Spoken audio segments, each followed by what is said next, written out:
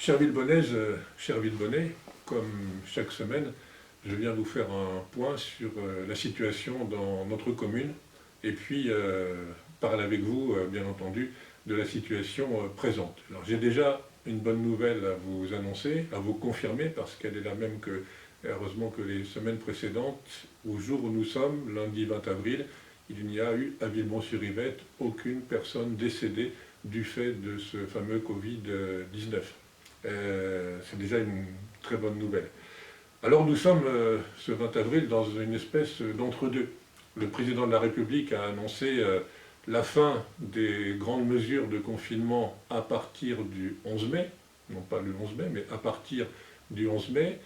Et nous avons malheureusement tous les jours dans la presse nationale, dans la presse locale également, la liste des personnes qui sont décédées en hôpital, la liste encore plus inquiétante des personnes qui sont décédées en EHPAD.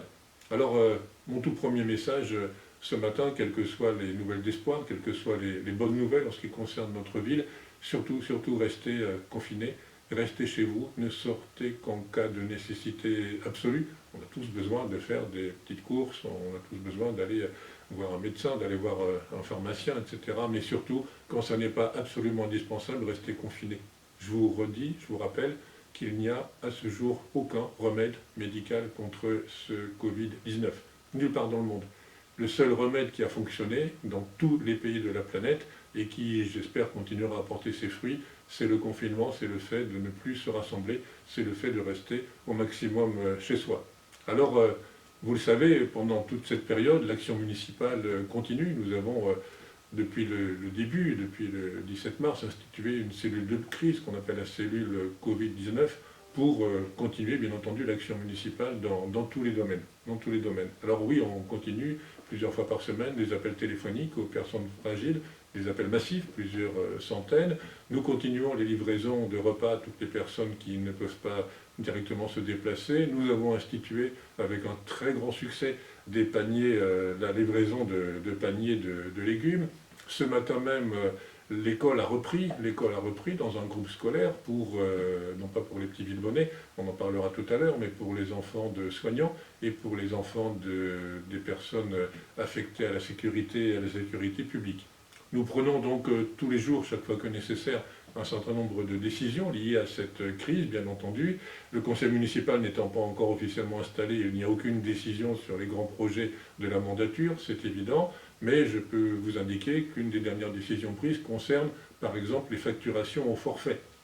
L'école municipale des sports, la ludothèque, le conservatoire sont, par exemple, des prestations qui sont payées d'avance pour un trimestre ou pour une année par celles et ceux qui les utilisent.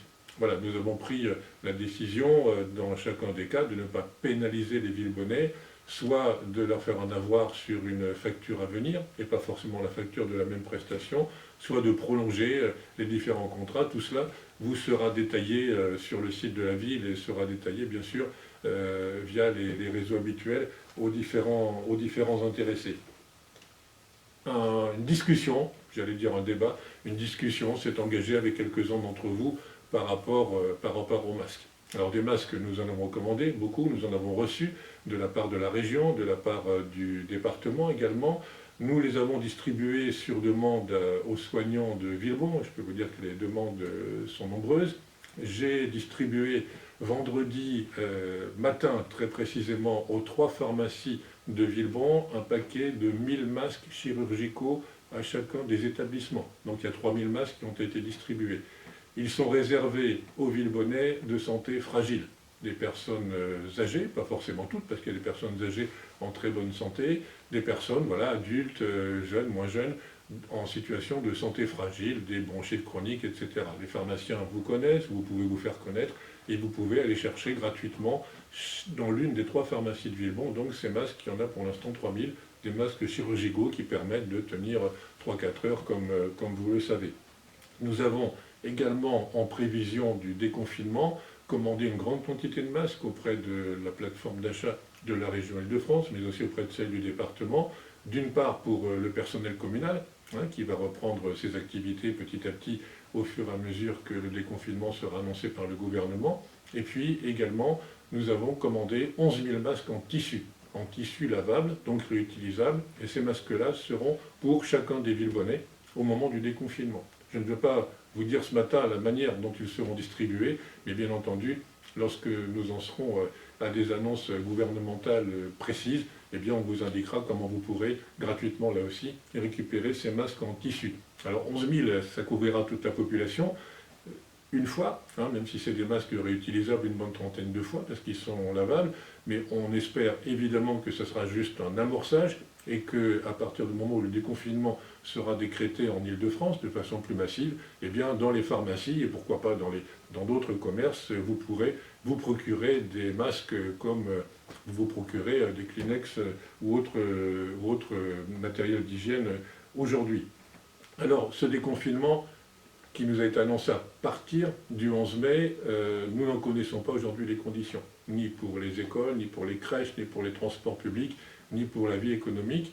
Le gouvernement travaille dessus, un groupe de travail piloté par un haut fonctionnaire qui travaille sur ces conditions pour tout le pays, et on nous a annoncé par contre que l'ensemble des directives seront indiquées aux Français, seront indiquées aussi aux collectivités locales, le 29 avril. Donc il faut être encore un petit peu patient, une dizaine de jours pour savoir ce qu'il en sera. En tout cas, si le 11 mai ou plus tard, les écoles reprennent, les crèches reprennent, eh bien nous serons très vigilants, particulièrement vigilants sur les opérations de sécurité sanitaire. Si on doit désinfecter plusieurs fois par jour des bâtiments, nous le ferons. Si nous devons organiser complètement différemment les transports scolaires, l'accueil des enfants périscolaires, etc., nous le ferons. Nous ne lésinerons sur aucun moyen, je tiens à vous le dire, pour assurer la sécurité des jeunes et des moins jeunes au fur et à mesure que l'activité reprendra. Je voudrais également vous dire que pour préparer le moment venu, encore une fois, ce déconfinement, eh bien, nous aurons une large concertation par visio, parce que je pense que le présentiel sera difficile, avec, dans les cas bien entendu adaptés, les parents d'élèves, les enseignants, les parents des crèches, les usagers de tous nos services publics bien entendu. Je voudrais terminer mon intervention en vous disant qu'au niveau de la communauté d'agglomération Paris-Saclay, via la Maison de l'Emploi, de l'Insertion et de la Formation, nous avons créé un groupement de 11 structures de l'économie sociale et solidaire qui vont sur notre territoire fabriquer un nombre important de masques en tissu, justement à destination des populations. Simplement, pour fabriquer des masques, il faut des matières premières. Donc je vous lance voilà, un appel ce matin. Si vous avez chez vous des draps en coton, 100% coton, des vieux t-shirts, des morceaux de tissu, des vêtements, que sais-je, que vous n'utilisez plus et qui pourraient servir à la fabrication de ces masques, eh bien, venez à partir de demain mardi les apporter devant l'hôtel de ville. Il y aura un grand container qui sera à votre disposition pour réceptionner ces matières premières. Et vous aiderez comme ça voilà, tous nos concitoyens, tous nos habitants, mais aussi plus largement celles et ceux de la communauté Paris-Saclay à préparer là aussi le confinement et à pouvoir se déplacer le moment venu dans des conditions de sécurité encore un peu mieux sauvegardées. Voilà le message que je voulais vous passer ce matin. Surtout, sachez que je suis du matin au soir en mairie avec les services. On vit avec vous, on pense beaucoup à vous. Il n'y a pas de remède à ce satané virus encore aujourd'hui. Le remède qui fonctionne, c'est de rester chez soi. Donc un maximum, je sais combien c'est difficile avec une météo qui ne nous aide pas, avec ce magnifique soleil du mois d'avril 2020 qui fait exploser le printemps, mais vraiment pour votre santé, pour la santé de celles et ceux qui vous entourent, que vous pourriez croiser, et puis aussi et surtout pour voilà, nos soignants, pour nos hôpitaux.